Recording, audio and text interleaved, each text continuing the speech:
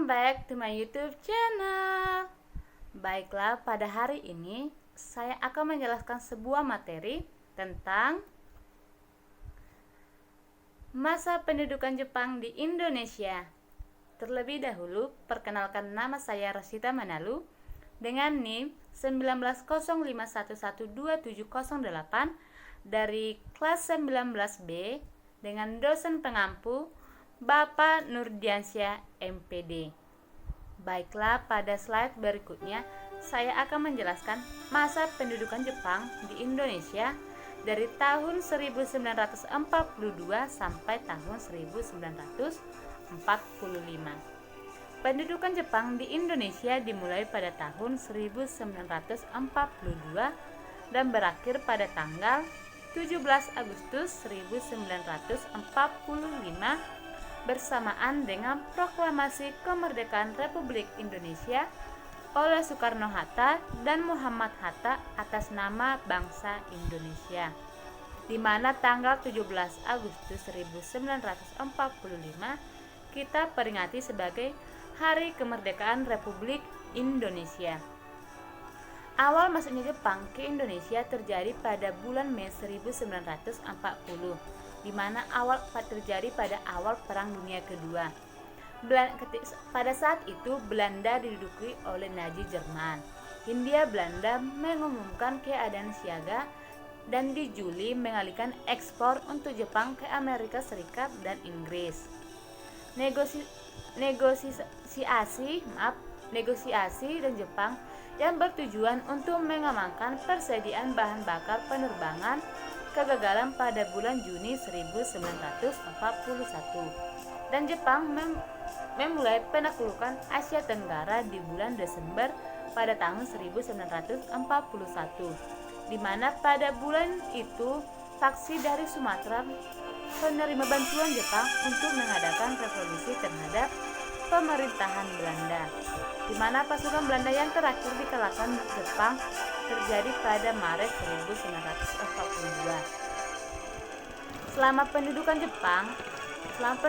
Jepang juga membentuk persiapan untuk kemerdekaan yang disebut dengan BPUPKI atau Badan Penyelidik Usaha-Usaha Persiapan Kemerdekaan Indonesia atau dalam bahasa Jepang disebut dengan Dokuritsu Junbi Chosokai, di mana badan ini bertugas membentuk persiapan untuk pra-kemerdekaan dan membuat dasar negara dan digantikan oleh PPKI bertugas mempersiapkan kemerdekaan. Baiklah, pada slide berikutnya saya akan menjelaskan masa kedudukan Jepang, di mana masa kedudukan Jepang ini dipengaruhi oleh dua sistem. Yang pertama, sistem stratifikasi sosial pada zaman Jepang, dan yang kedua, sistem stratifikasi sosial pada zaman industri modern, di mana sistem stratifikasi sosial pada zaman Jepang ditempatkan di kelas bumi putra Eropa Timur serta kelompok asing kecuali bangsa Jepang. Hal ini disebabkan oleh keinginan hati masyarakat Jepang Indonesia untuk membantu mereka dalam perang Asia Timur. Sedangkan sistem stratifikasi sosial pada zaman modern ini berdampak jauh lebih luas daripada industrialisasi di era kolonial Belanda, di mana di daerah perkotaan ada pergeseran dalam struktur kerja dan angkatan kerja, di mana berdasarkan ini menentukan kelas sosial tidak hanya ditentukan dari aspek ekonomi, tetapi juga dari aspek-aspek lainnya seperti faktor kelangkaan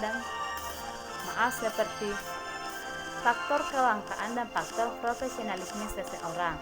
Hal ini disebabkan oleh masyarakat industri adalah kreativitas sangat menghargai dan menambah ilmu dalam pekerjaan mereka. Akibatnya, orang yang berpendidikan tinggi sangat dihargai oleh masyarakat industri, sedangkan masyarakat yang berpendidikan rendah ditempatkan di strata yang lebih rendah. Baiklah, di slide berikutnya saya akan menjelaskan perlawanan rakyat atau bentuk-bentuk perlawanan rakyat Indonesia. Yang pertama, peristiwa Cot Tileng yang terjadi di Aceh pada tanggal 10 November 1942, di mana pemberontakan yang dipimpin oleh seorang ulama muda Tengku Abdul Jalil, seorang guru di Septileng, Lhokseumawe, di mana upaya Jepang ini untuk membujuk sang ulama tidak berhasil, sehingga Jepang melakukan serangan mendadak di pagi hari ketika orang-orang tersebut sedang melakukan sholat subuh. Dengan persenjataan sederhana, orang-orang ini menahan serangan dan berhasil memukul mundur pasukan Jepang untuk kembali ke Lhokseumawe. Jadi, serangan yang kedua berhasil digagalkan oleh rakyat. Namun serangan yang ketiga Jepang berhasil membakar masjid, sementara pemimpin pemberontakan atau Tengku Abdul Jalil berhasil melarikan diri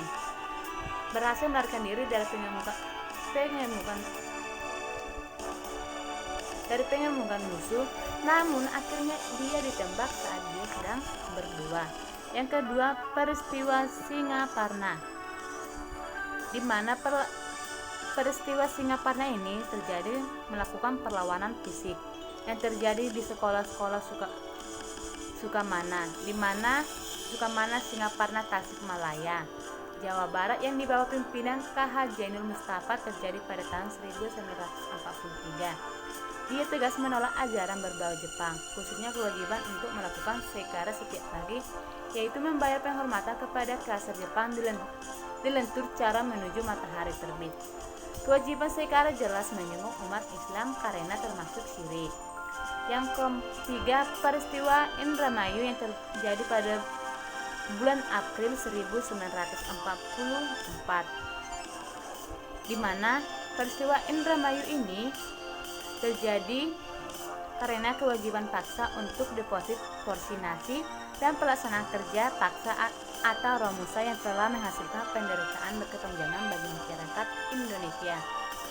Baiklah, pada slide berikutnya saya akan menjelaskan yang keempat, pemberontakan Teuku Hamid, di mana pemberontakan Teuku Hamid ini, Teuku Gyumun Hamid adalah seorang perwira bersama dengan satu peloton pasukan melarikan diri ke hutan untuk melawan.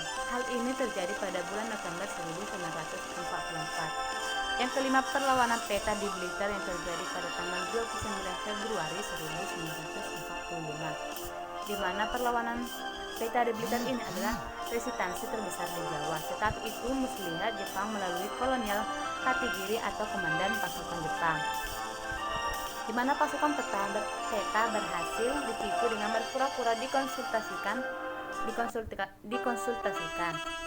Peta 4 perwira dijatuhi hukuman mati dan 3 lainnya disiksa sampai mati, sementara Shodanko Supriyadi lolos. Yang keenam, perlawanan peta di Meureudu Piding atau Aceh yang terjadi pada bulan November 1944, di mana perlawanan ini dipimpin oleh perwira Teuku Gyumun Hamid, di mana yang melatar belakangi perlawanan ini karena sikap arogan dari Jepang dan kekejaman mereka kepada orang-orang atau masyarakat Indonesia, khususnya pada tentara. Dan yang terakhir, peta perlawanan di Gumilir Cilacap yang terjadi pada bulan April 1945, di mana perlawanan ini dipimpin oleh seorang pemimpin tim atau Budangko, Kusari dan rekan-rekan. Perlawanan awal tanggal yang direncanakan tanggal 21 April 1945 diketahui Jepang yang Kuseiri ditangkap pada tanggal 25 April 1945. Kuseiri divonis hukuman mati tetapi tidak dieksekusi karena Jepang tertekan oleh sekutu. Baik, pada slide berikutnya saya akan menjelaskan kebijakan-kebijakan Jepang di Indonesia. Yang pertama, kebijakan Romusa atau kerja tanpa paksa, di mana Romusa adalah kerja paksa atau tanpa dibayar pada zaman pendudukan Jepang. Tujuannya adalah membangun sarana dan prasarana untuk kepentingan rakyat Jepang, di mana sarana dan prasarana ini tersebut antara lain seperti jembatan, lapangan terbang, serta gua-gua untuk tempat persediaan persenjataan. Yang kedua, Kinrohoshi, di mana Kinrohoshi adalah kerja paksa tanpa dibayar untuk para pamung desa dan pegawai rendahan. Mereka diperlakukan sebagai tenaga romusa yang lainnya. Para Kinrohoshi banyak yang dikirim ke luar Jawa untuk membantu membuat pertahanan tentara Jepang.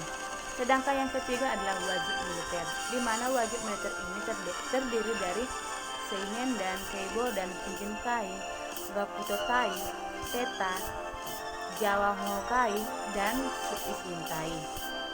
Baiklah, pada slide berikutnya ini adalah beberapa gambar tentang kekejaman Jepang terhadap rakyat Indonesia, di mana rakyat Indonesia harus melakukan kerja paksa atau romusa, di mana Indonesia di sini disiksa dan bangsa Jepang tidak memiliki rasa prihatin.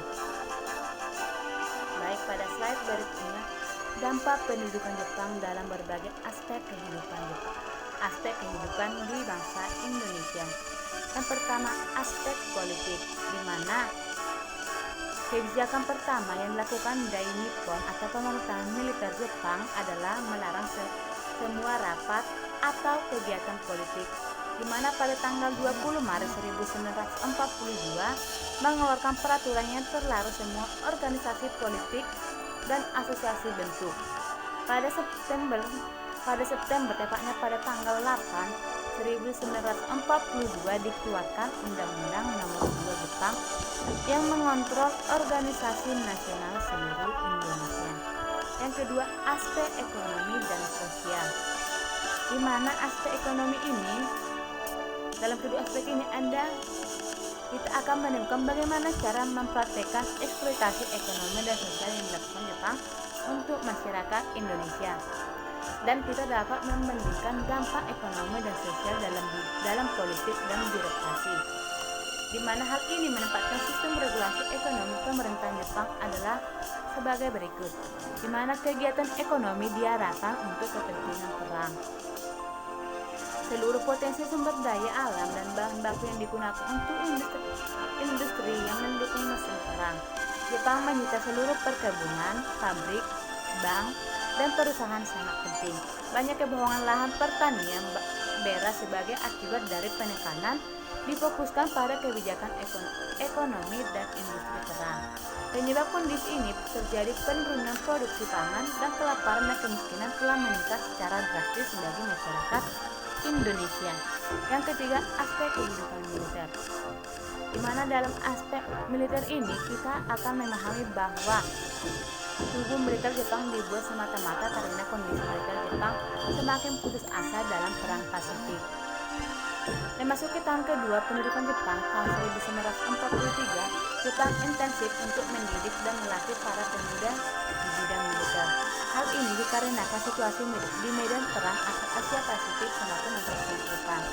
Mulai dari sekutu, pukulan di pertempuran laut dari Midway yang terjadi pada bulan Juli 1942 dan sekitar Laut Coral yang terjadi pada bulan Agustus tepatnya tahun 1942 dan pada bulan Februari 1943. Kondisi ini diperparah dengan jatuhnya Guadalcanal yang merupakan basis kekuatan Jepang di Pasifik pada bulan Agustus 1943.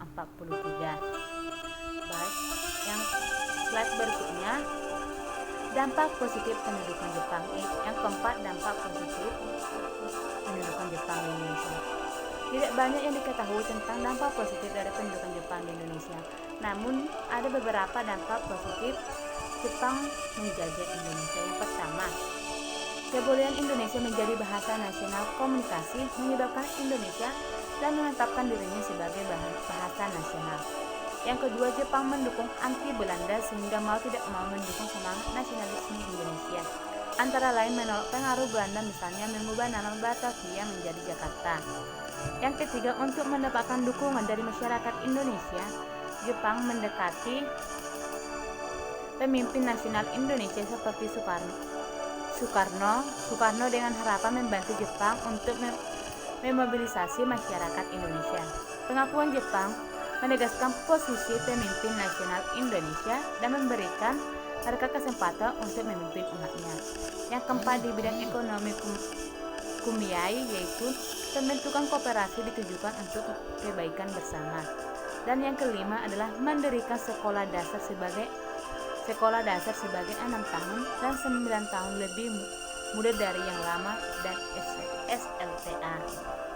Baik, yang kelima, dampak negatif pendudukan Jepang bagi Indonesia. Yang pertama, selain dampak positif yang berakhir, Jepang juga membawa dampak negatif yang luar biasa bagi bangsa Indonesia.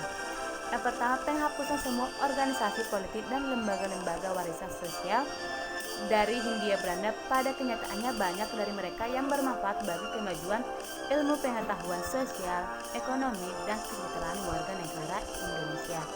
Yang kedua, mobilisasi masyarakat Indonesia khususnya warga Jawa untuk bekerja paksa di bawah kondisi yang tidak manusiawi. Yang ketiga, mobilisasi semua sumber daya seperti makanan, pakaian, logam, dan minyak demi perang Jepang. Yang keempat, akibatnya petani padi dan berbagai bahan makanan Jepang kehilangan begitu banyak orang karena menderita kelaparan. Demikianlah penjelasan saya tentang masa pendudukan Jepang di Indonesia tahun 1942 sampai 1945. Semoga teman-teman yang menonton video ini dapat menerima manfaat dari materi yang saya sampaikan hari ini.